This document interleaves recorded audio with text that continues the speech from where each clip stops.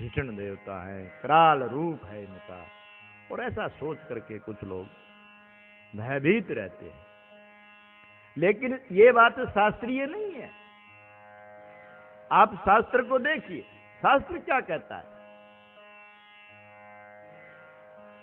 शास्त्र में प्रथम वंदना गणेश जी की करते हैं।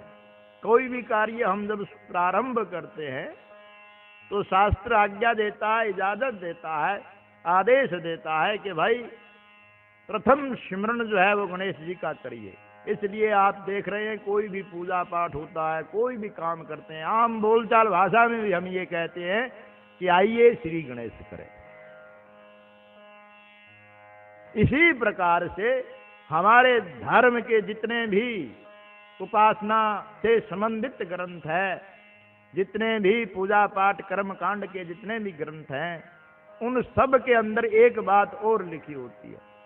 उस बात का हो सकता है कि आप लोगों को या साधारण जन को ज्ञान ना हो।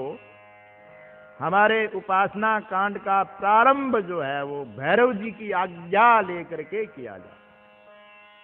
कोई भी अनुष्ठान जब हम प्रारंभ करते हैं, कोई भी पूजा कर्म जब हम प्रारंभ करते हैं, तो वो प्रारंभ जो है वो भगवान भैरवनाथ से इजाजत लेकर के, आज्ञा लेकर के और प्रारंभ करते हैं, ऐसा शास्त्र आज्ञा है। उसके लिए लिखा है तीक्ष्ण दृष्टि महाकाय कल्पांत दहनोपम भैरवाय नमस्तभ्यम अनुज्ञां दातुमर्हसि।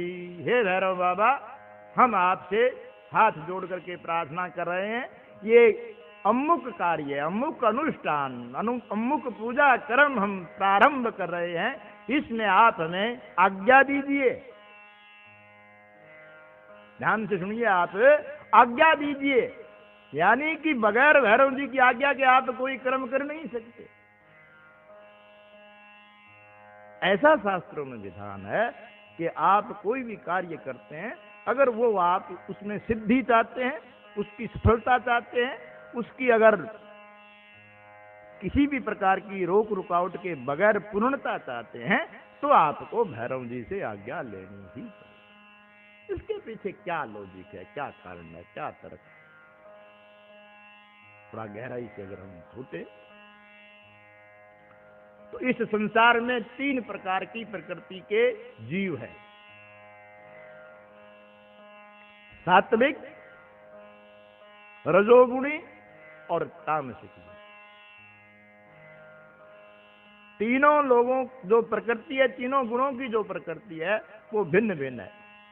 सतोगुणी जो जीव हैं, मनुष्य हैं, चाहे वो पशु हैं, कुछ भी हैं, जिनमें सतोगुण का प्राधान्य होता है, वो जो प्राणी हैं वो हमेशा सबकी उन्नति चाहते हैं।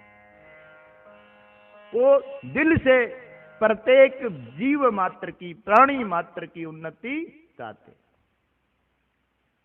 रजोगुणी जो लोग हैं वो उन्नति तो चाहते हैं, लेकिन उस उन्नति के अंदर उनका खुद का मतलब नाम या सहयोग या यूं समझिए अहम भाव जो है ना वो निहित होता है, इसलिए वो रजोगुणी होता है। और तमोगुणी लोग जो है ना वो है कि वो दूसरे की उन्नति, दूसरे का सुख देख करके जलते हैं, ईर्ष्या करते हैं, और वो ये ढूंढते रहते हैं कि कहीं भी छोटा मोटा छिद्र मिल जाए तो फिर मैं उसका जो मान सम्मान उस सामने वाले ने अर्जित किया है उसको मिट्टी में मिला। ये तमोगुण प्रधान व्यक्तियों की प्रकृति। तो सतोगुण से कोई डर नहीं, रजोगुण से कोई भय नहीं है ज्यादा, लेकिन तमोगुण जो है वो हमें नुकसान पहुंचा सकता है। और तमोगुण का नाश करने वाले देवता कौन है? भगवान भैरव। इसलिए उनसे आज्ञा लेते हैं, पिताजी, भैरव जी महाराज, ये काम शुरू कर रहा हूं मैं, क्योंकि मानव जो है ना वो तो बिल्कुल शक्तिहीन है, हम शक्तिहीन है, हमारे अंदर कोई ज्यादा शक्ति नहीं है, हम सारे संसार से नहीं लड़ सकते। लेकिन भैरव बाबा जो शिव जी के अवतार हैं, शिव का अर्थ है जो कल्याण करने वाला, अब कल्याण कैसे हो? आप जानते हैं व्यवहारिकता में डॉक्टर जो है किसी मरीज का ऑपरेशन करके उसका कोई शरीर का अंग काट देता है। अब ये व्यवहारिकता में अगर देखें, दृष्टि से देखें, तो हमें ऐसा लगता है कि भाई ये डॉक्टर तो बड़ा कठोर दिल है जिसने इसके बेचारे का एक अंग कम कर दिया। लेकिन उस डॉक्टर की जो भावना है वो ये है कि इस अंग के काटने से अगर मरीज की जान बच सकती है तो ये अंग काटना। ठीक इसी प्रकार शिवजी महाराज जो है ना कल्याण करते हैं। अब हमारा कल्याण किस चीज में, ये वो देखते हैं। जिस प्रकार मरीज के भलाई का काम देखना डॉक्टर का है, उसी प्रकार भगवान देखते हैं कि इस जीव का कल्याण किस चीज में है और उसी तरह से करते हैं। तो भैरव जो बाबा हैं, शिव अवतारी भैरव बाबा, वो जो है ना वो उन तमोगुणी जीवों का संहार करके और अपने भगत को लाभ पहुंचाते हैं। इसलिए उनको एक तरह से हमारे उस किए जाने वाले कार्य का रक्षक नियुक्त कर दिया जाता है। ये शास्त्र आज्ञा है। तो जिस देवता को प्रत्येक कार्य में आज्ञा लेकर याद किया जाता है, उनकी आज्ञा ली जाती है, उस देवता को हम ये कैसे कह सकते हैं कि भाई वो भीषण है या क्रूर है? ऐसा नहीं कहते। ये सिर्फ गलत धारणा।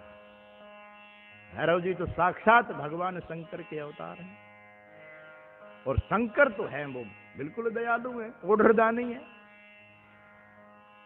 शंकर जी के बारे में जैसे लिखा है शिव पुराण में भी है, स्कंद पुराण में भी है, और भी तमाम शास्त्रों में ऐसा वर्णन आता है कि शंकर जी को आप जो है अगर एक चम्मच जल चढ़ा देते हो तो भी शंकर जी प्रसन्न है।